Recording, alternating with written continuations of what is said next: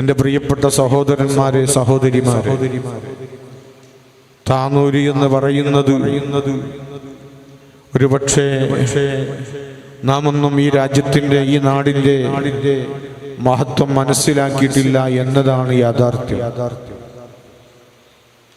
പരിശുദ്ധമായ ദീനുൽ ഇസ്ലാമിന് വലിയ പാരമ്പര്യം നൽകിയ ഒരു നാടാണ് ഈ താനൂരി എന്നത് നമ്മൾ മനസ്സിലാക്കണം. താനൂരിന്റെ മണ്ണിൽ സാദാത്തുക്കളും ഔലിയാക്കളും ശുഹദാക്കളും സ്വാലിഹീങ്ങളുമായി ഒട്ടനേകം ആളുകൾ അന്ത്യവിശ്രമം കൊള്ളുന്നു എന്നത് നാം ആരും വിസ്മരിച്ചു പോകരുത്. താനൂരിനെ സംബന്ധിച്ചിടത്തോളം താനൂരിന്റെ വലിയ ഒരു പ്രത്യേകത കേരളക്കരയിൽ അറിയപ്പെട്ട പള്ളി ദർസുകൾ നടന്നു വന്ന ഒരു പുരാതന നാടാണ് താനൂർ.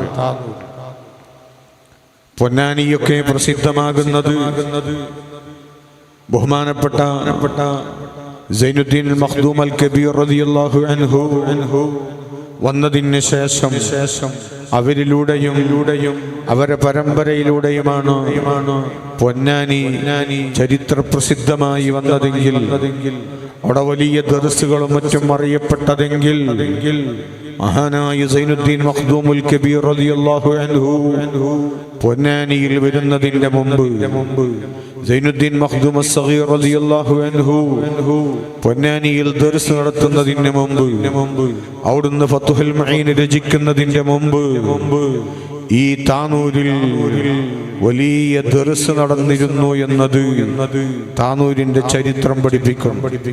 ഹിജ്റയുടെ 7-ാം നൂറ്റാണ്ടിന്റെ ആദ്യഘട്ടത്തിൽ താനൂരിൽ വലിയ ദർസ് നടന്നതായി രേഖപ്പെടുത്തപ്പെട്ടിട്ടുണ്ട്. അപ്പോൾ അതിനും മുമ്പ് രേഖപ്പെടുത്തപ്പെട്ടത് അങ്ങനെയാണെങ്കിലും അതിനും മുമ്പ് താനൂരിൽ വലിയ പള്ളി ദർസ് ഉണ്ട് എന്നതാണ് നാം അതിൽ നിന്ന് മനസ്സിലാക്കേണ്ടത്. ഞാൻ പറഞ്ഞു വരുന്നത് അല്ലാഹുവിന്റെ പരിശുദ്ധമായ ദീനിന്റെ ജീവാകുന്നു. അൽ ഇൽമു ഹയാത്തുൽ ഇസ്ലാം എന്ന് അല്ലാഹുവിന്റെ ഹബീബായ നബി സല്ലല്ലാഹു അലൈഹി വസല്ലം തങ്ങൾ പറഞ്ഞ ആ ഇൽമിന്റെ കേന്ദ്രമായി ഒരു കാലത്ത് അറിയപ്പെട്ട നാടായിരുന്നു ഈ താനൂരി എന്നത് നമ്മൾ മറന്നു പോകരുത്. ഈ താനൂരിന്റെ മണ്ണിൽ കിടക്കുന്ന പല മഹത്തുക്കളും മറ്റ് നാടുകളിൽ നിന്ന് അള്ളാഹുവിന്റെ ഇൽമ് തേടി ഇവിടെ വന്നവരും അതുപോലെ ദീനീ പ്രബോധനത്തിന് വേണ്ടി വന്നവരുമാണ്. ബഹുമാനപ്പെട്ട അബ്ദുറഹ്മാൻ ശൈഖ് ഖദ്ദസല്ലാഹു സിറഹുൽ അസീസ് ഈ നാട്ടുകാരനായിരുന്നില്ല എന്ന് നമുക്കറിയാം. അങ്ങകലെ മാഹിയിൽ നിന്ന് മഹാനവർകൾ ഈ നാട്ടിൽ വന്നത് ഈ നാടിന്റെ സൗരഭ്യം ഭൗതികമായ സുഖങ്ങൾ ആസ്വദിക്കാനും സന്തോഷിക്കാനുമായിരുന്നില്ല. അന്ന് കേരളത്തിൽ അറിയപ്പെട്ട വളരെ പ്രസിദ്ധമായ ദർസ് ബഹുമാനപ്പെട്ട ഖുത്ബുസ്സമാൻ അസ്സയ്യിദ് അലവിയുൽ മംബുറമി ഖദ്ദസല്ലാഹു സിറഹുൽ അസീസ് തങ്ങളുടെ പ്രിയപ്പെട്ട മുരീദായ ശിഷ്യനായിരുന്ന ബഹുമാനപ്പെട്ട ഔഖ്വായ മുസ്ലിയാർ നവ്വറല്ലാഹു മർഖദഹു അവർ ദർസ് നടത്തിയിരുന്നത് ഈ താനൂരിലായിരുന്നു എന്നത് നമുക്കറിയാം. ബഹുമാനപ്പെട്ട അബ്ദുറഹ്മാൻ ശൈഖ് തങ്ങൾ പൊന്നാനി പള്ളിയിൽ വന്ന് പഠിച്ചിട്ടുണ്ട്.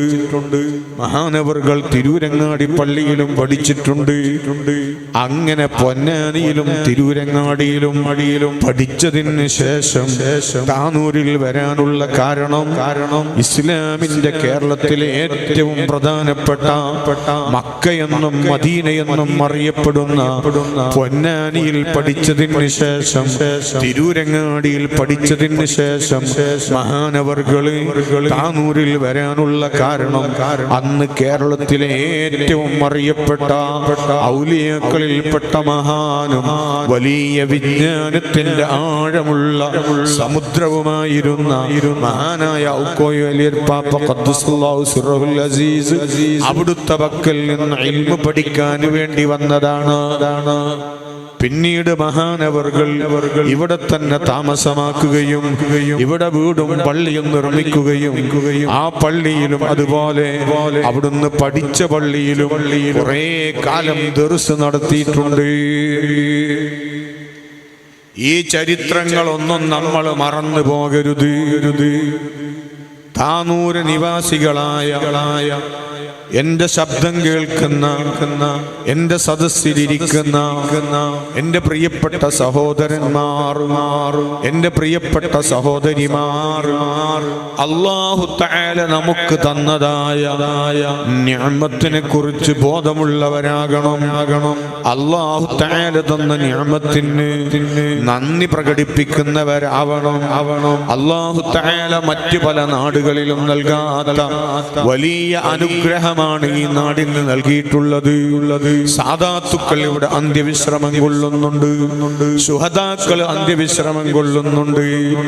ആത്മീയ മേഖലയിൽ വലിയ സ്ഥാനം വഹിച്ച് വലിയ നേതൃത്വം നൽകി പിൽക്കാലത്ത് ഇവിടെ വന്ന ഒരുപാട് വലിയ പണ്ഡിതന്മാര് ഈ സമുദായത്തിന് സംഭാവന ചെയ്ത ബഹുമാനപ്പെട്ട അബ്ദുറഹ്മാൻ ശൈഖ് ഖദ്ദസല്ലാഹു സിറഹുൽ അസീസ് അവിടുന്ന് ഈ നാട്ടിൽ അന്ത്യവിശ്രമം കൊള്ളുന്നു. അവിടുന്ന് ജീവിച്ച നാടാണിത്, അവിടുന്ന് പ്രവർത്തിച്ച നാടാണിത്, അവിടുന്ന് ധാരാളം പണ്ഡിതന്മാരെ വാർത്തെടുത്ത നാടാണിത്, അവിടുന്ന് ദർസ് നടത്തിയ പള്ളിയാണിത്.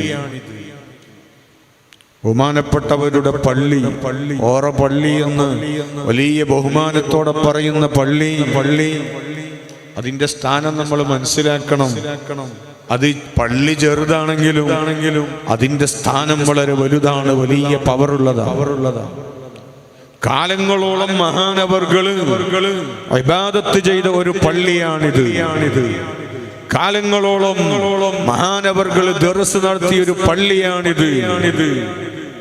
ഒരുപാട് വലിയ പണ്ഡിതന്മാരെ, ആത്മീയ നേതാക്കളെ ഈ ഉമ്മത്തിന് മഹാനവർകൾ അർപ്പിച്ച പള്ളിയാണിത്. ആ പള്ളിയുടെ പോരിശ നമ്മൾ മനസ്സിലാക്കണം. ഞാൻ ഈ പള്ളിയും മഖാമുമായി കുഞ്ഞുമോൻ ഉസ്താദ് മുഖേന ഒരുപാട് കാലത്തെ ബന്ധമുണ്ടെങ്കിലും ഇവിടെ ദീനിന്റെ ഖിദ്മയിലേക്ക് വരാനുള്ള കാരണം പല സ്ഥലങ്ങളിലും ദർസ് അന്വേഷണങ്ങളും ദർസിന്റെ പോസ്റ്റുകളും വന്നു. എന്റെ വന്യരായ ഗുരുവര്യർ താജുൽ മുഹഖിഖീൻ ശൈഖുന കോട്ടൂർ ഉസ്താദ്, അല്ലാഹു അവിടുത്തേക്ക് ആഫിയത്ത് കൊടുക്കട്ടെ. ഒരുപാട് വലിയ രോഗങ്ങളെ കൊണ്ട് വല്ലാതെ പ്രയാസപ്പെടുന്ന അവസ്ഥയിലാണ് ബഹുമാനപ്പെട്ട ഉസ്താദ് ഇപ്പോൾ ഉള്ളത്. മഹാനരായ ശൈഖ് തങ്ങളെ ബർക്കത്ത് കൊണ്ട്, അവിടുത്തെ മശായിഖുമാരെ ബർക്കത്ത് കൊണ്ട് വന്യരായ കോട്ടൂർ ഉസ്താദ് അല്ലാഹു അവിടുത്തെ രോഗങ്ങൾക്കൊക്കെ ശിഫ നൽകട്ടെ. ശിഫാഇന്റെ വഴി അല്ലാഹു നല്ല റാഹത്തിലും സന്തോഷത്തിലും തുറന്നു തരട്ടെ. ബഹുമാനപ്പെട്ട ഉസ്താദ് അവർകളെ ഹദ്റത്തിൽ കുഞ്ഞിമോൻ ഉസ്താദിന്റെ പ്രിയപ്പെട്ട മക്കൾ ചെന്ന് ഇവിടുത്തെ ദർസിന്റെ ഒക്കെ കാര്യം പറഞ്ഞപ്പോ എന്നോട് അതിന്റെ മുമ്പ് ഉസ്താദ് പറഞ്ഞത്, നീ ഇനി എവിടെയും ദർസ് ഏൽക്കണ്ട, നീ ഉസ്താദ് നേതൃത്വം നൽകുന്ന ജാമിഅ മസാലിക് ഫാളിലി സനദ് എന്ന് കൊടുക്കുന്ന മഹത്തായ സ്ഥാപനമുണ്ട്. അല്ലാഹു അതിനെ ഉയർച്ചയിൽ നിന്ന് ഉയർച്ചയിലെത്തിക്കട്ടെ. ബഹുമാനപ്പെട്ട ശൈഖുനയുടെ നേതൃത്വം ഒരുപാട് കാലം ആ സ്ഥാപനത്തിന് അല്ലാഹു ഇനിയും പ്രദാനം ചെയ്യട്ടെ. ബഹുമാനപ്പെട്ട ഉസ്താദ് അവർകള് എന്നോട് പറഞ്ഞു, ഇനി നീ വേറെ എവിടെയും ദർസ് ഏൽക്കണ്ട, നീ മസാലിക്കിൽ ഇവിടെ ഫുൾ ടൈമും ഇവിടെ നിന്നാ മതി, ഇനി വേറെ ദർസിന് പോവണ്ട. അങ്ങനെ ഞാൻ വരാമെന്ന് ഉസ്താദിനോട് പറഞ്ഞിട്ട് വരാമെന്ന് വാക്ക് കൊടുത്ത അവരോട് പോലും മാറ്റി പറയേണ്ടി വന്ന ഉസ്താദിന്റെ സന്തോഷം അങ്ങനെയാണ് എന്ന് മനസ്സിലാക്കി. അങ്ങനെ കുഞ്ഞുമോൻ ഉസ്താദിന്റെ മക്കള് അല്ലാഹു അവർക്ക് ഇൽമിലും ദീനിയായ ഖിദ്മകളിലൊക്കെ ബർക്കത്ത് ചെയ്തു കൊടുക്കട്ടെ. അവര് ബഹുമാനപ്പെട്ട ശൈഖുന കോട്ടൂർ ഉസ്താദിന്റെ അരികിൽ ചെല്ലുന്നു. ശൈഖുനയോട് ഇവിടുത്തെ ദർസിനെ കുറിച്ചൊക്കെ പറയുന്നു. പാവപ്പെട്ട എന്നെ ഇങ്ങോട്ട് അയച്ചു തരണമെന്ന് ബഹുമാനപ്പെട്ട ഉസ്താദ് അവർകളോട് ആവശ്യപ്പെട്ടപ്പോ വേറെ എവിടെയും ദർസ് ഏൽക്കണ്ട എന്ന് പറഞ്ഞ ഉസ്താദ് അവരോട് വലിയ സന്തോഷത്തോടെ അവിടെയാണെങ്കിൽ അബ്ദുറഹ്മാൻ ശൈഖിന്റെ ഹദറത്തിലേക്കാണെങ്കിൽ പോന്നോട്ടെ, എനിക്ക് സന്തോഷമാണ്, 110% സന്തോഷമാണ് എന്ന് പറയുകയുണ്ടായി. അങ്ങനെ ഞാൻ ഉസ്താദിനെ കാണാൻ വേണ്ടി ചെന്നപ്പോ എന്നോട് ഉസ്താദ് പറഞ്ഞു, കുഞ്ഞിമൗലവിയുടെ മക്കൾ ഇവിടെ വന്നിരുന്നു, അവര് അവിടുത്തെ പള്ളിയിൽ ശൈഖിന്റെ പള്ളിയിലേക്ക് ദർസിന് വേണ്ടി നിന്നെ ഏൽപ്പിച്ചു തരണമെന്ന് വിട്ടു തരണമെന്ന് എന്നോട് പറഞ്ഞപ്പോ ഞാൻ സന്തോഷത്തോടെ അവരോട് പറഞ്ഞു, എനിക്ക് 110% സന്തോഷമാണ് അവിടെ ദർസ് നടത്തുന്നതിന് എന്ന് പറയുകയും എന്നോട് വലിയ സന്തോഷത്തോടെ ഉസ്താദ് പറഞ്ഞു, ഞാന് അവിടെ ദർസ് തുടങ്ങിത്തരാൻ വരാമെന്ന് പറഞ്ഞു. പക്ഷെ ഇവിടെ ദർസ് ഇവിടുത്തെ പതിവ് മഖാമിന്റെ ആ ഹദറത്തിൽ വെച്ചാണ് ദർസ് നടക്കുക. അതിന്റെ സ്റ്റെപ്പ് കുറച്ച് ഉയരമുള്ളതായത് കൊണ്ട് ഉസ്താദിന്റെ ഇപ്പത്തെ അവസ്ഥയിൽ അങ്ങോട്ട് സ്റ്റെപ്പ് കയറി വരാൻ പറ്റില്ല. അപ്പൊ പിന്നെ ഞാൻ തന്നെ ഉസ്താദിനോട് പറഞ്ഞു, ഉസ്താദ് പ്രയാസപ്പെട്ട് വരണ്ട, ഉസ്താദ് ദുആ ചെയ്ത് തന്നാലും മതി. അങ്ങനെ ബഹുമാനപ്പെട്ട താനാളൂർ ഉസ്താദ് വന്നിട്ടാണ് നമുക്കിവിടെ ദർസ് തുടങ്ങി തന്നത്. ഞാൻ എന്റെ പ്രിയപ്പെട്ട സഹോദരങ്ങളോട് പറയുന്നത്, എന്റെ ജീവിതത്തിൽ ഞാൻ ഒരുപാട് പള്ളികളിൽ ദർസ് നടത്തിയിട്ടുണ്ട്.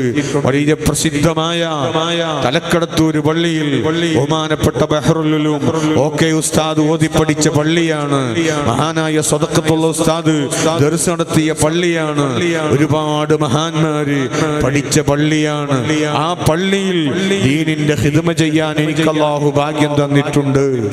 ഞാൻ പറയുന്നത്, എന്റെ പ്രിയപ്പെട്ടവരെ, അങ്ങനെ ഒരുപാട് പള്ളികളിൽ ദർസ് നടത്തിയിട്ടുണ്ടെങ്കിലും ഈ ചെറിയ പള്ളിയാണെങ്കിലും മഹാനരായ ശൈഖ് തങ്ങളെ ഹദറത്തിൽ ഞാൻ ചെയ്യുന്ന ഖിദ്മ പോലെ എന്റെ ജീവിതത്തിൽ എനിക്ക് സന്തോഷമുള്ള ഒരു ദർസ് ഇതുവരെ വേറെ ഉണ്ടായിട്ടില്ല. ഞാൻ എനിക്ക് കിട്ടിയ അനുഗ്രഹമാണ് പറയുന്നത്. ശൈഖ് തങ്ങളെ ആ മദതാണ് ഞാൻ പറയുന്നത്. ശൈഖ് തങ്ങളെ ആ പൊരുത്തമാണ് പറയുന്നത്.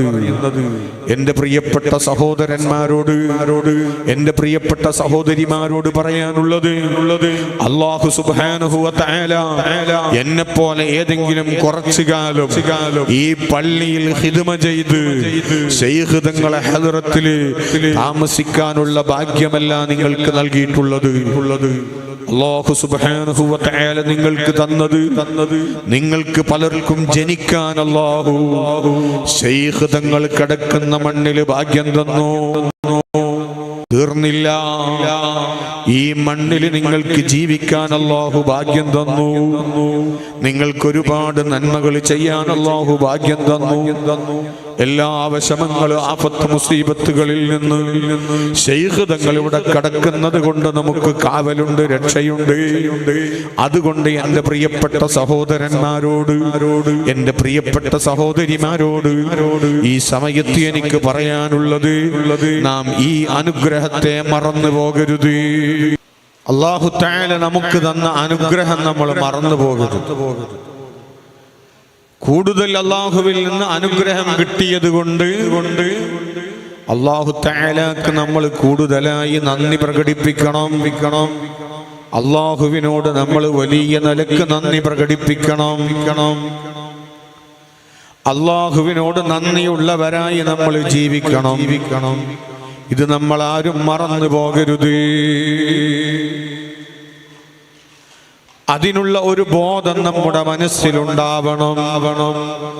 ഇൽമുമായി നമ്മൾ ബന്ധം ഉള്ളവരാകണം.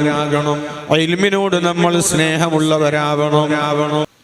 ഇൽമിനോട് നമ്മൾ ആദരവും ബഹുമാനവും ഉള്ളവരാവണം. എൻ്റെ പ്രിയപ്പെട്ട സഹോദരങ്ങളെ, നമ്മളൊക്കെ ഇൽമിന്റെ അഹലുകാരോട് സ്നേഹവും ബഹുമാനവും ഉള്ളവരാണ്. കാരണം ഇതൊരു മഹല്ല് പള്ളി ആവാഞ്ഞിട്ട് പോലും മുത്തഅല്ലിമീങ്ങൾക്ക് ഭക്ഷണം കൊടുക്കുന്നതിൽ, ഉസ്താദിന് ഭക്ഷണം കൊടുക്കുന്നതിൽ വലിയ താല്പര്യമാണ് ഇവിടുത്തുകാർക്കുള്ളത്. വലിയ സന്തോഷമുണ്ട്. അല്ലാഹു ബർക്കത്ത് ചെയ്യട്ടെ. എനിക്ക് നിങ്ങളോട് പറയാനുള്ളത് അതോടൊപ്പം നമ്മുടെ പള്ളിയിലേക്ക് നമ്മൾ എല്ലാവരും ആണുങ്ങളൊക്കെ എപ്പോഴും ബന്ധപ്പെടണം. പള്ളിയിൽ നമ്മളെ മക്കള് ഇശാ മഗ്രിബിന്റെ ഇടയിലുള്ള സമയം വേറെ ഒരു ശുഗലും നമ്മളെ മക്കൾക്കില്ല. കളിച്ചോണ്ട കുട്ടികൾ കളിക്കണം. പക്ഷേ മഗ്രിബ് ബാങ്ക് കൊടുത്തതിന്റെ ശേഷം ഗ്രൗണ്ടിലും മറ്റൊന്ന് ശബ്ദകോലാഹലങ്ങളും ഒച്ചപ്പാടുകളും ഒക്കെ ആകുമ്പോ ബഹുമാനപ്പെട്ട ശൈഖ് തങ്ങൾ കിടക്കുന്നതിന്റെ മീറ്ററുകൾ അപ്പുറത്താണ് എന്നുള്ള ബോധം നമുക്ക് വേണം. ഇവിടെ ഈ പള്ളിയുടെ കുളമുണ്ട്. നീന്താൻ എനിക്ക് ആഗ്രഹം ഇല്ലാത്തത് കൊണ്ടല്ല, ഞാൻ അതിന് തയ്യാറാവാത്ത കാരണം ഞാനതിൽ നീന്താനും അതേ പ്രകാരം കുളിക്കാനും തയ്യാറായാൽ എൻ്റെ അടുത്ത് പഠിക്കുന്ന കുട്ടികൾക്ക് ഞാൻ അതിന് അവസരം വെച്ചു കൊടുക്കണം. അതിന് രണ്ടിനും തയ്യാറാവാതെക്കാനുള്ള കാരണം എന്താ അറിയോ? നീന്താൻ പൂതിയില്ലാത്തത് കൊണ്ടോ നീന്താൻ അറിയാത്തത് കൊണ്ടോ അല്ല. കിടക്കുന്നത് മഹാനരായ ശൈഖ് തങ്ങളാണ്. അവിടുത്തെ കൺമുമ്പിൽ കുളത്തിൽ ചാടലും നീന്തലും അവിടുത്തോടുള്ള അദബുകേടായി പോകുമോ എന്ന് പേടിച്ചത് കൊണ്ട് ഞാൻ ആ കുളത്തിലിറങ്ങി നീന്താനും മറ്റും തയ്യാറായില്ല. എന്റെ മക്കളെയും ഞാൻ അതിനനുവദിച്ചില്ല. എന്റെ പ്രിയപ്പെട്ടവരെ, ആ ആദവും ബഹുമാനവും നമുക്ക് വേണം. അതുകൊണ്ട് തന്നെ ഞാൻ പറയുന്നു, ബഹുമാനപ്പെട്ട ശൈഖ് തങ്ങളെ പൊരുത്തമാണ് നമ്മളൊക്കെ ആഗ്രഹിക്കേണ്ടത്. അത് നമ്മളെ ദുനിയാവിന്റെ വിജയത്തിനും ആഖിറത്തിന്റെ വിജയത്തിനും നമുക്കുള്ളതാണ് എന്ന് നമ്മൾ ശരിക്കും മനസ്സിലാക്കണം. എന്റെ പ്രിയപ്പെട്ട സഹോദരന്മാരെ, സഹോദരിമാരെ, അതിന് നമ്മൾ എന്ത് ചെയ്യണം? നമ്മളൊക്കെയും ഇൽമിന്റെ മജ്ലിസ് അതിനു വേണ്ടി തയ്യാറാകണം. ഞാനിവിടെ വ്യാഴാഴ്ചകളിൽ സുബഹിന്റെ ശേഷം ഒരു ക്ലാസ് നടത്തിയിരുന്നു. പക്ഷേ ആളുകൾ പറ്റ കുറഞ്ഞു വന്നു. 5ആളോ 6ആളോ ഒക്കെ ആയപ്പോ എനിക്കാണെങ്കിലോ കൂടുതൽ ശബ്ദമിട്ട് ക്ലാസ് എടുക്കാൻ 5ആൾക്കോ 6ആൾക്കോ ഒക്കെ ശബ്ദം ഇടുമ്പോ അതിന്റെ ഒരു ഫലം കിട്ടാതെ വന്നപ്പോ ഞാൻ നിർത്തിവെച്ചു. ഇനിയും ഞാൻ അതിന് തയ്യാറാണ്. നിങ്ങളൊക്കെ സുബഹി നിസ്കാരത്തിന് ആഴ്ചയിൽ ഒരു ദിവസം, ഒരു വ്യാഴാഴ്ച ദിവസം സുബഹി നിസ്കാരത്തിന് നേരത്തെ പള്ളിയിൽ വന്ന് അങ്ങനത്തെ ഒരു ക്ലാസ് നമുക്ക് ഇനിയും തുടങ്ങണം. അതിൽ നമ്മളൊക്കെ പങ്കുകൊള്ളണമെന്ന് വളരെ വിനയത്തോടുകൂടി ഞാൻ നിങ്ങളോട് ആവശ്യപ്പെടുന്നു. അതോടൊപ്പം ഞാൻ ഓർമ്മിപ്പിക്കുന്നു, എന്റെ പ്രിയപ്പെട്ട ഉമ്മമാരെ, സഹോദരിമാരെ, നമ്മളെ മക്കള് നമ്മളെ സമ്പാദ്യമാണ്. അല്ലാഹുവിന്റെ കോടതിയിൽ നാം തിരിച്ചേൽപ്പിക്കാനുള്ള മുതലാണ്. ഇത് നമ്മൾ മറന്നു പോകരുത്. നമ്മുടെ മക്കൾ കേടുവന്നു പോയാൽ അല്ലാഹുവിന്റെ കോടതിയിൽ നമ്മൾ ശിക്ഷ അനുഭവിക്കേണ്ടി വരും. നമ്മളെ മക്കള് നന്നായി തീരണം. നമ്മളെ മക്കള് വഴിവിട്ടു പോകരുത്, തമ്മാടികളായി തീരരുത്. അതിന് പറ്റിയ ഏറ്റവും നല്ല മാർഗം അല്ലാഹുവിന്റെ പള്ളിയുമായി ബന്ധപ്പെടുത്തി, ദർസുമായി ബന്ധപ്പെടുത്തി നമ്മളെ മക്കളെ നമ്മൾ നന്നാക്കി എടുക്കലാണ്. മക്കളെ മൂല്യമാരാക്കണം എന്നല്ല ഞാൻ പറയുന്നത്. ഇശാ മഗ്രിബിന്റെ ഇടയിലുള്ള സമയം നമ്മളെ മക്കളെ നമ്മൾ ദർസിലേക്ക് പറഞ്ഞയക്കണം. ആ കുറഞ്ഞ സമയം, ഒരു അരമുക്കാൽ മണിക്കൂർ സമയം അല്ലാഹുവിന്റെ പള്ളിയിൽ മഹാനരായ ശൈഖ് തങ്ങളെ ഹളറത്തിൽ കഴിഞ്ഞുകൂടുമ്പോൾ അതിന്റെ ബർക്കത്ത് കൊണ്ട് എന്റെ പ്രിയപ്പെട്ട ഉമ്മമാരെ, നമ്മളെ മക്കൾ വഴിതെറ്റിപ്പോകാതെ അവര് നന്നായി തീരും.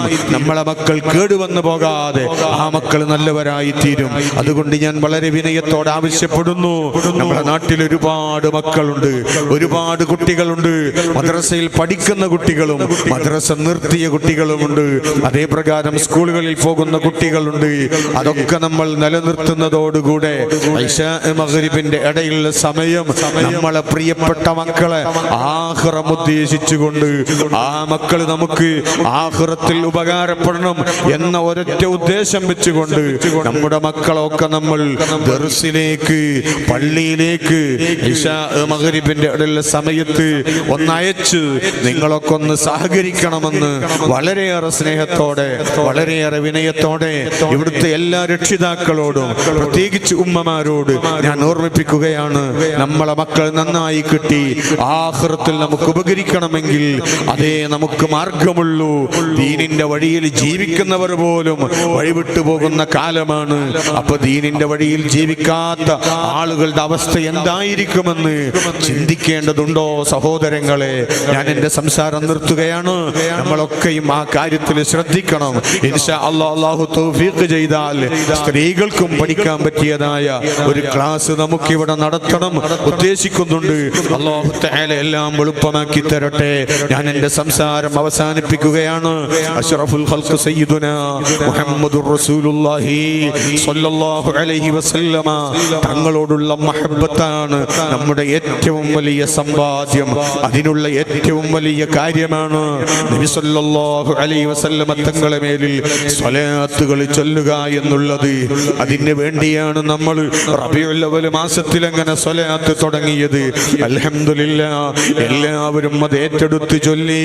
അർഹമുർ റഹീമീനായ റബ്ബേ, ആ സ്വലാത്തുകൾ മുഴുവനും ഞങ്ങൾ ചൊല്ലുന്ന സ്വലാത്തുകൾ, ഞങ്ങൾ ചൊല്ലിയ സ്വലാത്തുകൾ പരിശുദ്ധ റബീഉൽ അവ്വൽ 1 മുതൽ ഞങ്ങൾ ചൊല്ലിയ മുഴുവൻ സ്വലാത്തുകളും നീ ഖബൂൽ ചെയ്യണം റഹ്മാനേ. ആ സ്വലാത്തുകൾ മുഴുവനും നിന്റെ ഹബീബ് അഷ്റഫുൽ ഖൽഖ് നബി സല്ലല്ലാഹു അലൈഹി വസല്ലമ തങ്ങളെ മഹനീയ ഹദ്റത്തിൽ നീ എത്തിക്കണം റഹ്മാനേ. ആ സ്വലാത്തുകളെ ബർക്കത്ത് കൊണ്ട് പുണ്യാര നബി സല്ലല്ലാഹു അലൈഹി വസല്ലമയുടെ സന്തോഷമുള്ള ഒരു തിരുനോട്ടം സാധുക്കളായ ഞങ്ങളെ ഈ മജ്ലിസിലേക്ക് നീ നൽകണം റഹ്മാനേ. ഭാവികളായ ഞങ്ങളെ ഖൽബുകളിലേക്ക് നീ നൽകണം റഹ്മാനേ. സഹോദരന്മാരെ, സഹോദരിമാരെ, ചെറിയ ഒരു സംഭവം പറഞ്ഞ് ഞാൻ നിർത്തുകയാണ്. സ്വലാത്തുകൾ നിർത്താനായിട്ടില്ല. സ്വലാത്തുകൾ നമ്മൾ തുടരണം, നിർത്താതെ തുടരണം. എണ്ണം കഴിയുന്നത്ര ചൊല്ലണം. സ്വലാത്തുകളാണ് നമുക്ക് മുറുകെ പിടിക്കാനുള്ളത്. മഹാനായ ഇമാം ബഹുമാനപ്പെട്ട തംബീഹുൽ ഗാഫിലീൻ എന്ന കിതാബില് ഇമാം ഖുശൈരി റഹ്മത്തുള്ളാഹി തങ്ങൾ രേഖപ്പെടുത്തിയ ഒരു സംഭവമുണ്ട്. അതേ വലിയ മഹാനും വലിയ പണ്ഡിതനും ഔലിയാക്കളെ നേതാവുമായിരുന്നു ബഹുമാനപ്പെട്ട സയ്യിദുനാ സുഫിയാനു സൗരി റളിയല്ലാഹു അൻഹു. ഔലിയാക്കളിൽ വലിയ നേതാവാണ് ബഹുമാനപ്പെട്ട സുഫിയാനു സൗരി റളിയല്ലാഹു അൻഹു. അവിടുത്തെ ജീവിതത്തിൽ ഉണ്ടായ ഒരു സംഭവം പറഞ്ഞത് ബഹുമാനപ്പെട്ട ഇമാം ഖുശൈരി റഹ്മത്തുള്ളാഹി അലൈഹി അവിടുത്തെ തംബീഹിൽ ഉദ്ധരിക്കുന്നുണ്ട്. എന്താണ് സംഭവം എന്നറിയുമോ? അതാ ഒരു ചെറുപ്പക്കാരന് പരിശുദ്ധ മക്കയിൽ വന്നു. ഇമാം സുഫിയാനു സൗരി റളിയല്ലാഹു എന്ന് പറയുന്നു, ഞാൻ കഅബ ശരീഫിന്റെ സമീപത്ത് ഇങ്ങനെ കഴിഞ്ഞുകൂടുകയാണ്. ആ സമയത്ത് അതാ തവാഫ് ചെയ്യുന്ന ആളുകളെ കൂട്ടത്തില് ഒരു ചെറുപ്പക്കാരന് സ്വലാത്തുകൾ മാത്രം ചൊല്ലുകയാണ്. ആ ചെറുപ്പക്കാരന്റെ നാവിലൂടെ വരുന്നത് സ്വലാത്തുകൾ മാത്രമാണ്. ഞാനത് കുറെ ശ്രദ്ധിച്ചു. ആ ചെറുപ്പക്കാരൻ ഞാൻ നന്നായി വീക്ഷിച്ചു. അങ്ങനെ തവാഫിലുടനീളം ആ ചെറുപ്പക്കാരൻ സ്വലാത്തുകൾ ചൊല്ലുന്നു. തവാഫ് കഴിഞ്ഞ് ആ ചെറുപ്പക്കാരന് വന്നപ്പോൾ സുഫിയാനു സൗരി തങ്ങൾ പറയുന്നു, ഞാൻ ആ ചെറുപ്പക്കാരനെ എൻ്റെ അരികിലേക്ക് വിളിച്ചു. ഞാൻ ചോദിച്ചു, മോനെ, നീ സ്വലാത്ത് ചൊല്ലാനുള്ള കാരണം എന്താണ്? തവാഫ് എന്ന് പറയുന്നത് ഏറ്റവും പ്രധാനപ്പെട്ട ഒരു ഇബാദത്താണ്. ആ ഇബാദത്തിൽ പരിശുദ്ധ ഖുർആൻ ഓതൽ വലിയ മഹത്വമാണ്. തവാഫിൽ ചൊല്ലാൻ വേണ്ടി അഇമ്മത്ത് രേഖപ്പെടുത്തി വെച്ച ഒരുപാട് ദിക്റുകളുണ്ട്. അതേ ഹദീസിൽ വന്ന ദിക്റുകളുണ്ട്.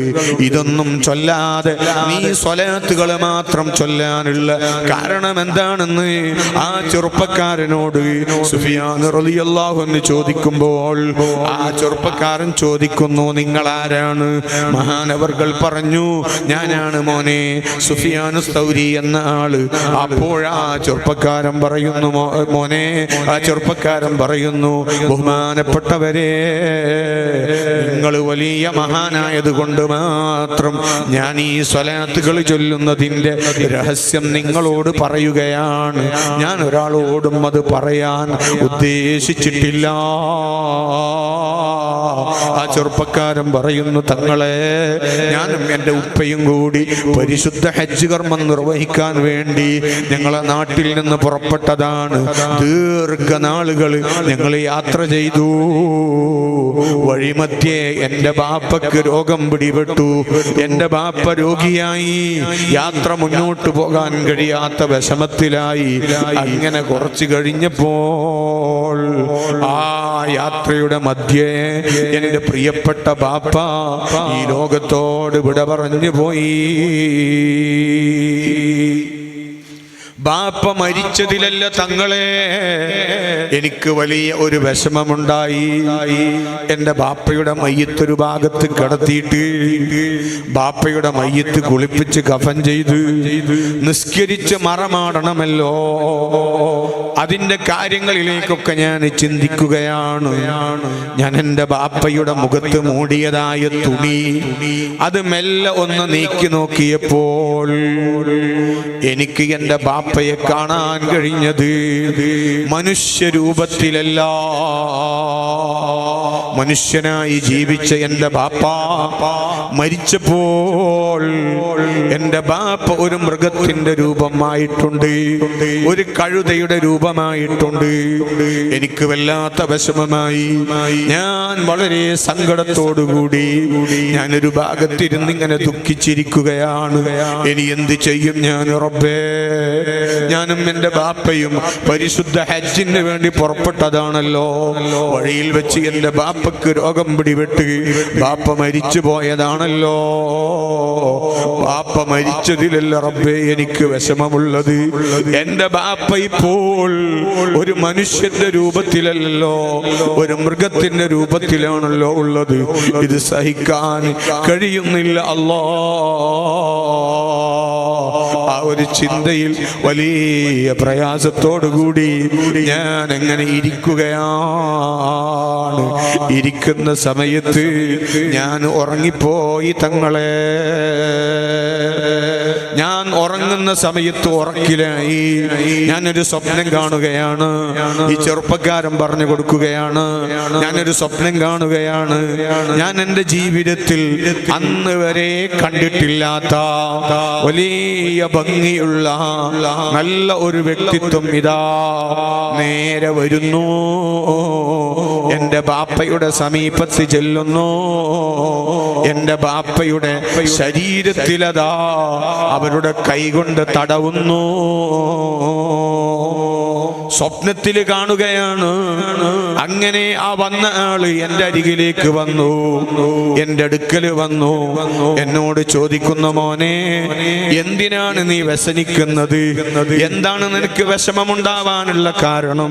ഇത്രയും വലിയ വ്യസനം നിനക്കുണ്ടാവാനുള്ള കാരണം എന്താണെന്ന് ചോദിക്കുമ്പോൾ ഞാൻ ആ വന്ന ആളോട് പറയുന്നു, എനിക്ക് വിഷമമില്ലാതിരിക്കുമോ? എനിക്ക് വ്യസനമില്ലാതിരിക്കുമോ? എൻ്റെ ബാപ്പയാണ് ആ കിടക്കുന്നത്. എൻ്റെ ബാപ്പയുടെ രൂപം നിങ്ങൾ കണ്ടില്ലേ? അത് കാണുമ്പോ ഞാൻ എങ്ങനെ പ്രയാസപ്പെടാതിരിക്കും? അതാണ് ഞാൻ ഇങ്ങനെ ദുഃഖിക്കാനുള്ള കാരണമെന്ന് ആ വന്ന വ്യക്തിയോട് ഞാൻ പറയുന്നു. ആ വന്ന ആള് എന്നോട് പറഞ്ഞു, എന്നാ മോനെ നീ നിന്റെ ഉപ്പാന്റെ അരികിലൊന്ന് ഇപ്പൊ പോയി നോക്കാം. ഞാനത് കേട്ടപാടി എഴുന്നേറ്റ് കൊണ്ടുപോയി. ഉറക്കിലാണ് സംഭവം നടക്കുന്നത്. ഞാൻ എഴുന്നേറ്റ് പോയി. എൻ്റെ ഉപ്പാന്റെ ജനാസ മൂടിയതായ ആ തുണി ഞാൻ എങ്ങനെ നീക്കി നോക്കിയപ്പോൾ സുബ്ഹാനല്ലാഹ്, എൻ്റെ ബാപ്പ നല്ല പൂർണ്ണ രൂപം പ്രാപിച്ചിട്ടുണ്ട്. മനുഷ്യരൂപത്തിലേക്ക് വന്നിട്ടുണ്ട്. ഞാൻ പെട്ടെന്ന് ആ ആളെ നോക്കുമ്പോൾ ആ ആള് കുറച്ചപ്പുറത്തുണ്ട്. ഞാൻ വേഗം അങ്ങോട്ട് ഓടിച്ചെന്ന് അവരെ കൈപിടിച്ചുകൊണ്ട് ചോദിച്ചു, ആരും സഹായിക്കാനില്ലാത്ത ഈ സമയത്ത് എന്നെ സഹായിക്കാൻ ഇവിടെ എത്തിയ അങ്ങ് ആരാണെന്ന് പറയുമോ? ആ സമയത്ത് അവിടുന്ന് പറയുന്നു, മോനെ ഞാനാണ് മുഹമ്മദ് ബിനു അബ്ദുല്ലാഹ്. ഞാനാണ് മുഹമ്മദുർ റസൂലുള്ളാഹി. അല്ലാഹുവിന്റെ റസൂലാണ് ഞാൻ അല്ലാഹുവിന്റെ റസൂലാണ്. മോനെ നിന്റെ ബാപ്പ ജീവിതത്തിൽ വലിയ തെറ്റ് ചെയ്തിരുന്ന ആളായിരുന്നു. പലിശയുമായി ബന്ധപ്പെട്ട് ജീവിച്ചിരുന്ന ആളായിരുന്നു. മോനെ നിന്റെ ബാപ്പ അങ്ങനത്തെ ഒരു തെറ്റ് ചെയ്ത് ജീവിച്ചപ്പോൾ അല്ലാഹു തആല മരണം സംഭവിച്ചപ്പോൾ നിന്റെ ബാപ്പയുടെ രൂപം മാറ്റിയതാണ്. എന്നാൽ നിന്റെ ബാപ്പ ജീവിതത്തിൽ എല്ലാ ദിവസവും എൻ്റെ മേലിൽ ഒരു 100 സ്വലാത്ത് ചൊല്ലാതെ ഒരു ദിവസവും കിടന്നുറങ്ങാറില്ല. 100 സ്വലാത്ത് എല്ലാ ദിവസവും ചൊല്ലാതെ നിന്റെ ബാപ്പ ഉറങ്ങാറില്ല. നിന്റെ ബാപ്പ മരണപ്പെട്ടപ്പോൾ എനിക്ക് വിവരം കിട്ടി. അതുകൊണ്ട് എന്നെ സ്നേഹിച്ച് എൻ്റെ മേലിൽ സ്വലാത്ത് ചൊല്ലുന്ന ഒരാള് അല്ലാഹുവിൻ്റെ അരികിലേക്ക് പോകുമ്പോൾ രൂപം മാറിപ്പോയി കൂടാ. എന്ത് നിലക്ക് ഞാൻ വന്നതാണ് മോനെ. അഷ്റഫുൽ ഖൽഖ് സയ്യിദുനാ മുഹമ്മദുർ റസൂലുള്ളാഹി സ്വല്ലല്ലാഹു അലൈഹി വസല്ലമ തങ്ങൾ ആരും സഹായിക്കാനില്ലാത്ത ആ ഘട്ടത്തിൽ അവിടെ വന്നു. നബി തങ്ങൾ സഹായിച്ചു. ആ ചെറുപ്പക്കാരന് സന്തോഷമായി. ഉറക്കിൽ നിന്ന് എഴുന്നേറ്റു. സ്വപ്നത്തിലാപ്പതൊക്കെ കണ്ടത്. ഉറക്കിൽ നിന്ന് എഴുന്നേറ്റു. നേരെ ചെന്ന് നോക്കുമ്പോൾ സ്വപ്നത്തിൽ കണ്ടത് മുഴുവനും സത്യമായിരുന്നു. സ്വപ്നം കണ്ടത് അതുപോലെ പുലർന്നിരിക്കുന്നു. അല്ലാഹുവിൻ്റെ ഹബീബ് അഷ്റഫുൽ ഖൽഖ് സയ്യിദുനാ മുഹമ്മദുർ റസൂലുള്ളാഹി.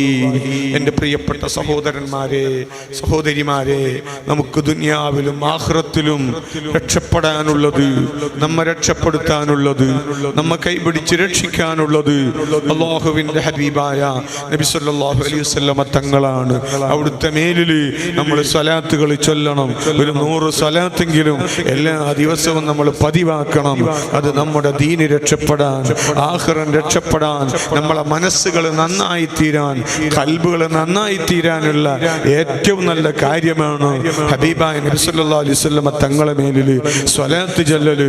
നന്നാവാൻ വേണ്ടിയിട്ട് പലയിടത്തും ചെന്ന് പല കള്ളത്തൊരീക്കത്തുകളിലൊക്കെ പെട്ട് നിസ്കാരവുമില്ല, നോമ്പുമില്ല, ദീനിന്റെ ശിആറുകളൊക്കെ കൈപിടിഞ്ഞുകൊണ്ട് തോന്നിവാസങ്ങൾ ചെയ്ത് ത്വരീഖത്തും ശൈഖുമൊക്കെ വാദിച്ചുകൊണ്ടും നടക്കുന്ന പല ആളുകളും അവരെ പിന്നിൽ കുടുങ്ങിപ്പോയ ധാരാളം ആളുകളുണ്ട്. അതിലൊന്നും പെട്ടുപോകാതെ നമുക്ക് നേതൃത്വം നൽകുന്ന സുന്നത്ത് ജമാഅത്തിന്റെ ആലിമീങ്ങൾ, സമസ്ത കേരള ജംഇയ്യത്തുൽ ഉലമയുടെ മഹാരഥന്മാരായ പണ്ഡിതന്മാർ, ആ പണ്ഡിതന്മാരുടെ ഒക്കെ നേതൃത്വത്തിൽ അവരൊക്കെ നമുക്ക് കാണിച്ചു തരുന്ന അത്തരം വഴികളൊക്കെ നമ്മൾ മുറുകെ പിടിച്ചുകൊണ്ട്, ഔലിയാക്കളെ സ്നേഹിച്ചുകൊണ്ട്, അവരുടെ പൊരുത്തം കാംക്ഷിച്ചുകൊണ്ട് നമ്മളൊക്കെ പ്രവർത്തിക്കണം. ഹബീബായ നബി സല്ലല്ലാഹു അലൈഹി വസല്ലമ തങ്ങളോട് അതിരിച്ച് സ്നേഹം പ്രകടിപ്പിക്കണം. സ്വലാത്തുകൾ അധികരിപ്പിക്കണം. നബി സല്ലല്ലാഹു അലൈഹി വസല്ലമ തങ്ങൾക്ക് ഏറ്റവും ഇഷ്ടമുള്ള കാര്യമാണ് ഇൽമ് എന്നുള്ളത്. ആ ഇൽമ് പഠിക്കാൻ നമ്മളൊക്കെ അവസരം ഉപയോഗപ്പെടുത്തണം. നമ്മുടെ മക്കളൊക്കെ ഞാൻ പറഞ്ഞതുപോലെ മഗ്രിബിന്റെ ഇടയിലുള്ള സമയത്ത് ദർസിലേക്ക് അയച്ചുകൊണ്ട് നമ്മളെ മക്കളൊക്കെ നന്നായി തീരാൻ വേണ്ടി നമ്മളൊക്കെ പ്രവർത്തിക്കണമെന്ന്, അതിലൂടെ ബഹുമാനപ്പെട്ട ശൈഖ് തങ്ങളെ പൊരുത്തം കൂടി നമ്മൾ നേടണമെന്ന് എൻ്റെ നഫ്സിനോടും നിങ്ങളോടും ഓർമ്മിപ്പിച്ചുകൊണ്ട് ഞാൻ എൻ്റെ സംസാരം നിർത്തുകയാണ്.